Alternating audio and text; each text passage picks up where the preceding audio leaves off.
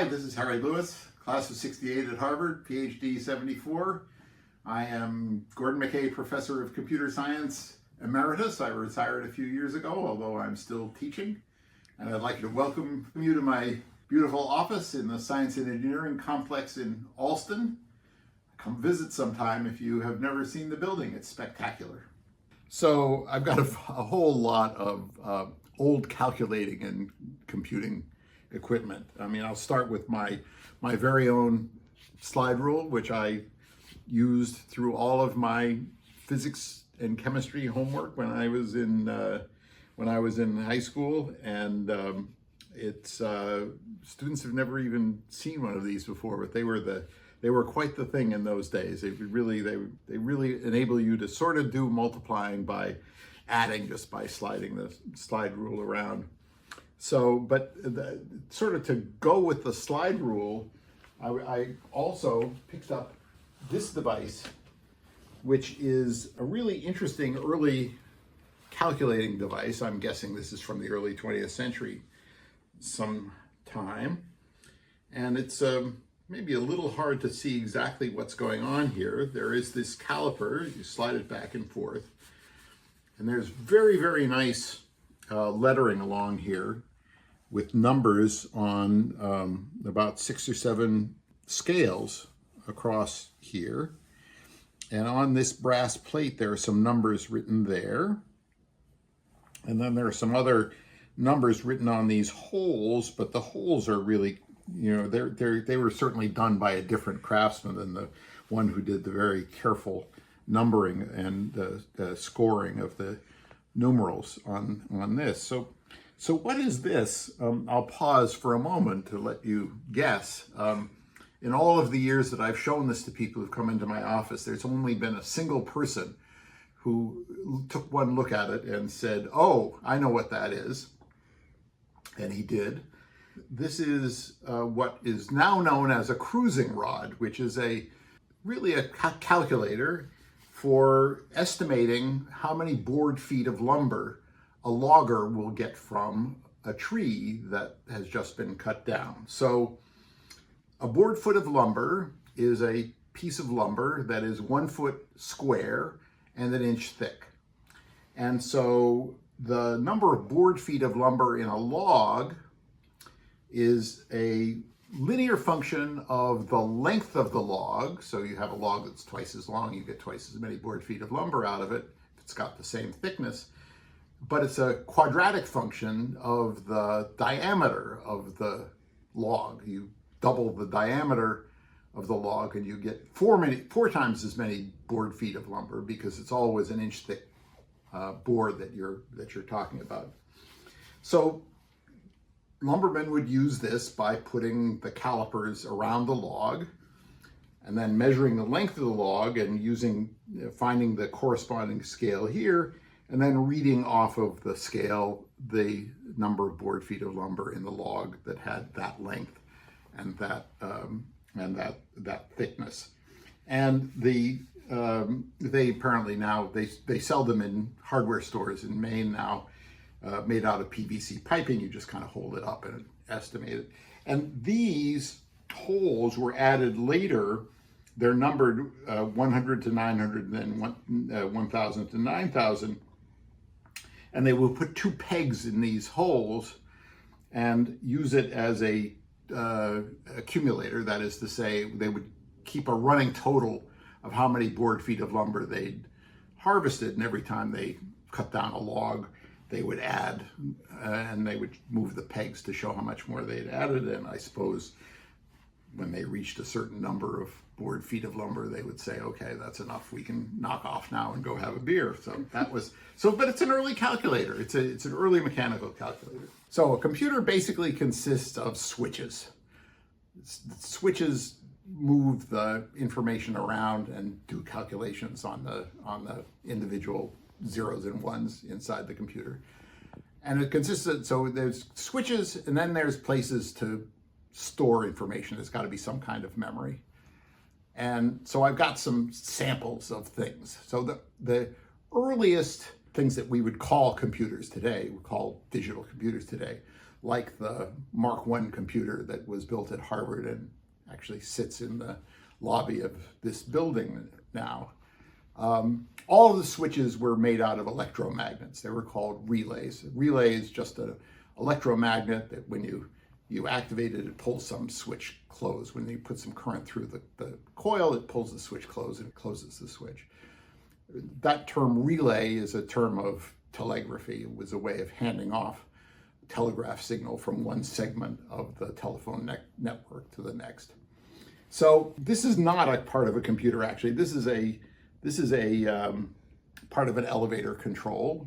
You know, push the buttons and the elevator would go up or down.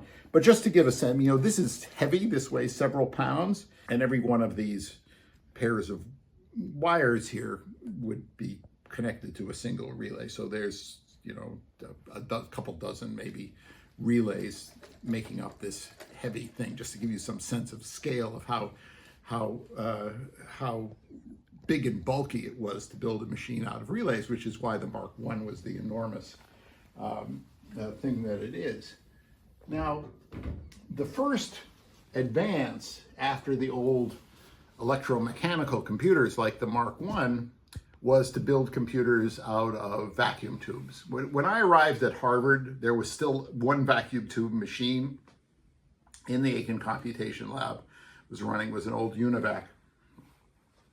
A vacuum tube machine uses as its switch, a single switch, something like this, which is, it's vacuum, there are some pins here, you put electric currents in there, and there are elements in here that heat up, basically boil electrons off, and then some other plates which control whether that flow of electrons goes from the anode to the cathode or not. So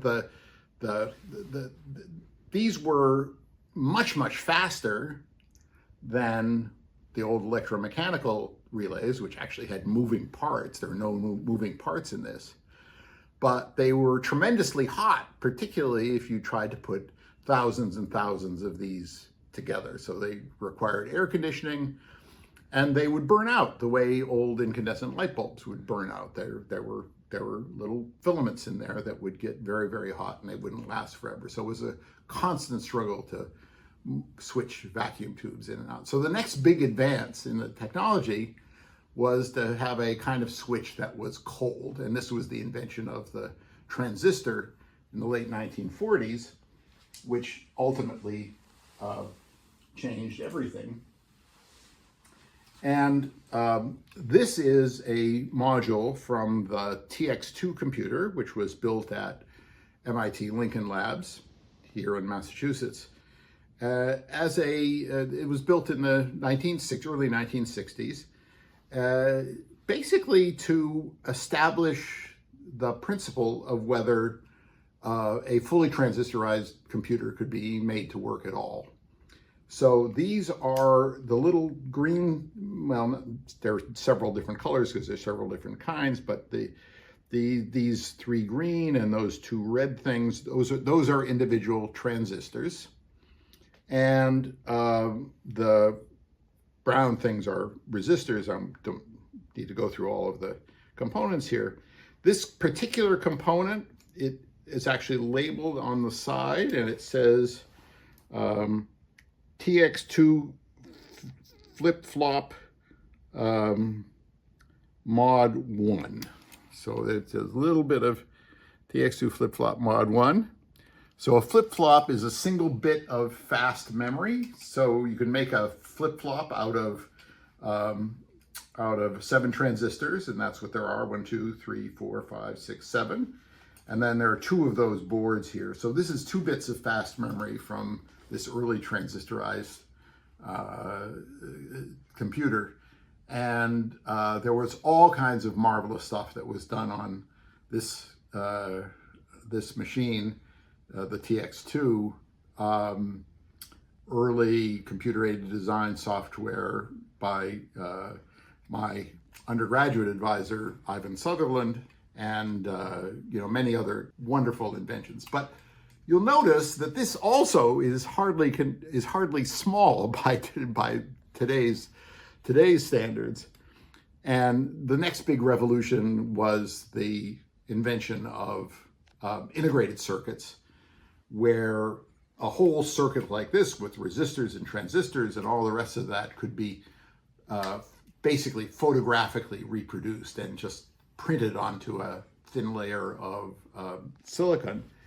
And there's if you open up a computer now, that's what you see. This is actually probably 20 years old now. I don't even know what it is, but each one of these is an individual chip.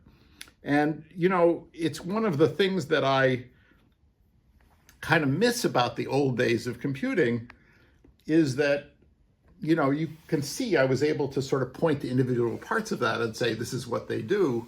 I have no idea what this does. I mean, maybe it's printed on this stuff and I could read it, or I could look at the model number and look it up in a catalog somewhere and figure, but I literally have no idea what these do, because you look at it and you can't tell. And the whole world of computing is in some sense, like that now, that it's all happening in ways that are either completely invisible, because it's off in the cloud somewhere, or if it's happening in your physical laptop, you open up your laptop and it's like trying to find, which part of the goose is creating the golden eggs. You open it up and there's nothing there that a mortal can see. So that's that. Now, the other thing that I should talk about is storage. And I've got three storage devices I want to show you. So this is my favorite. So this is actually also not a computer component. This is actually the control cards for an old New England knitting mill. It used to be that to get the patterns, the repetitive patterns in a bolt of cloth, you would basically program which needle should go up and down into the pattern of zeros and ones, holes and non-holes in a sequence of these cards. And you can see these cards are all numbered. The program is very clear: 334, 335, 336, 337. They're all neatly numbered there. So if you ever have to replace one, or somebody discovers a bug in the pattern, they can just take a single card out and replace it. So it was cards like these that the great British mathematician Charles Babbage used as his inspiration for his analytical engine in Victorian England, which he never succeeded in fully getting built, but which his apprentice, Ada Lovelace, wrote an absolutely wonderful description that I have my students read to this day, because it's so interesting and inspirational. It's how much she could see about what might be possible, even though they just for mechanical engineering reasons they could never actually get the analytical engine so that actually worked. But so these are those are punch cards. And of course, they were later adapted into IBM cards, as we call them, and also the punch paper tape that drove the Aiken Mark I computer that is here in the lobby.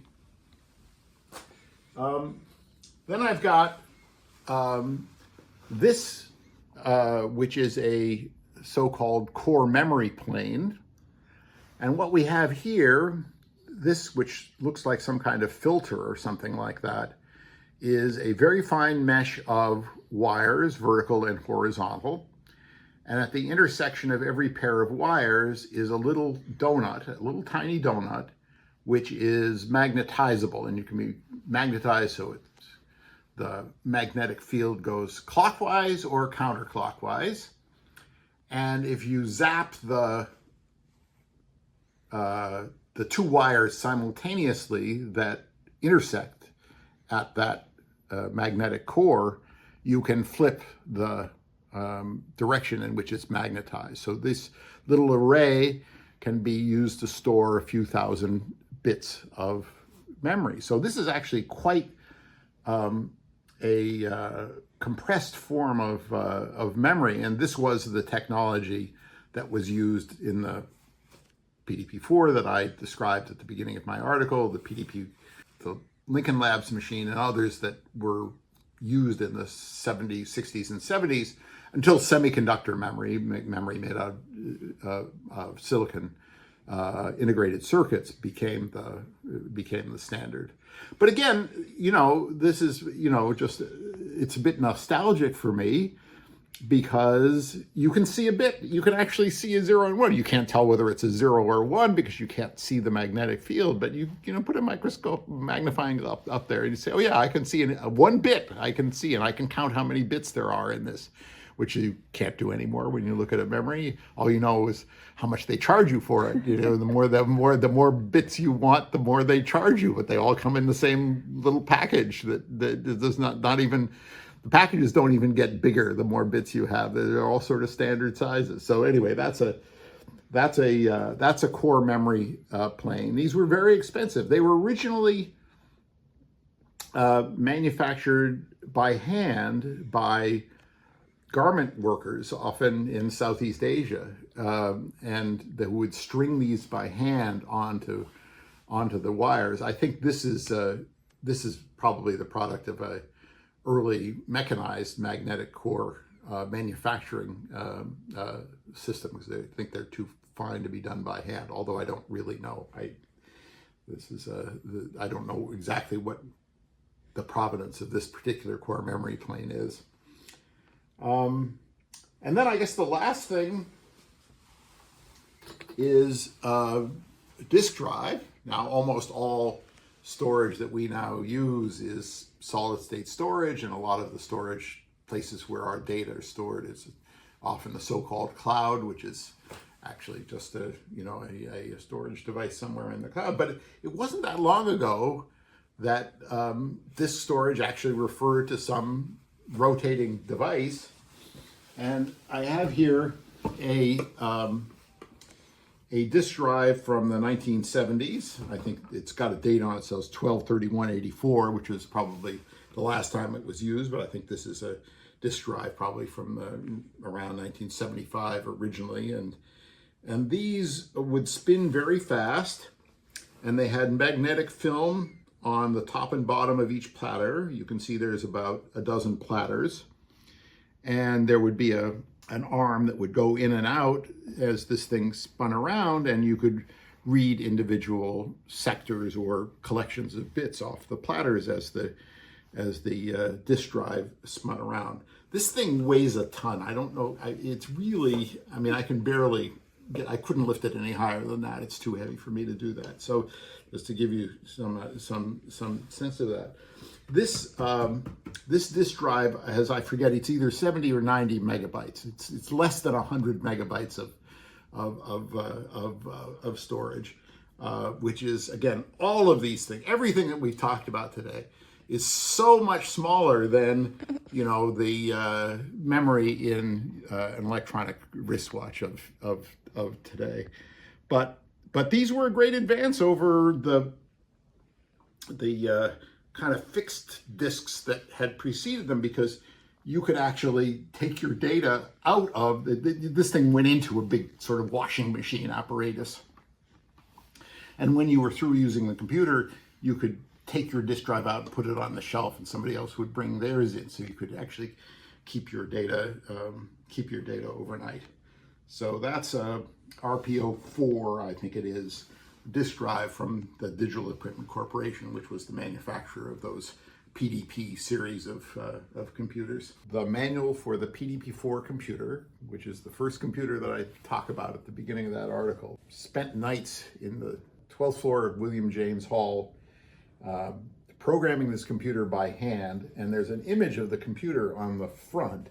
So these are blinking lights, and then these are 2 rows of toggle switches. So the little hexagonal things are the nuts that are holding the switches onto the chassis. And those are the switches that you would flip up and down to do various things. And then there are some other switches down here which are more paddles, which you press them and they'd spring back to shape. But this was the manual I could actually write neatly back in the mid '60s when I was using this. There's what the machine looked like. It had a teletype, paper tape reader. This is I mentioned that in the article. Held fan-folded paper tape, which had punched holes in it that would get drawn across a ray of sensor lights. And this is the console with the switches and lights that I just mentioned. So that's it. There's another picture here of the paper tape reader, where you can see there you put the paper tape in one side and it would get sucked across and stack up in the other side. And this was the old Model 28 teletype adapted from telegraphy that was used as the typewriter that you would communicate with the computer with. Great machine. The manual for the PDP-4 computer was used for psychology experiments in William James Hall. The guy who ran that lab, where had some very eminent people, Danny Kahneman visited there. The guy whose lab it really was Don Norman, who went on to become a very eminent scholar of usability of computers and still is. And but that was a great period. Jerry Bruner was there. This was I was worked in that lab in like 66, 67, 68 in that time frame.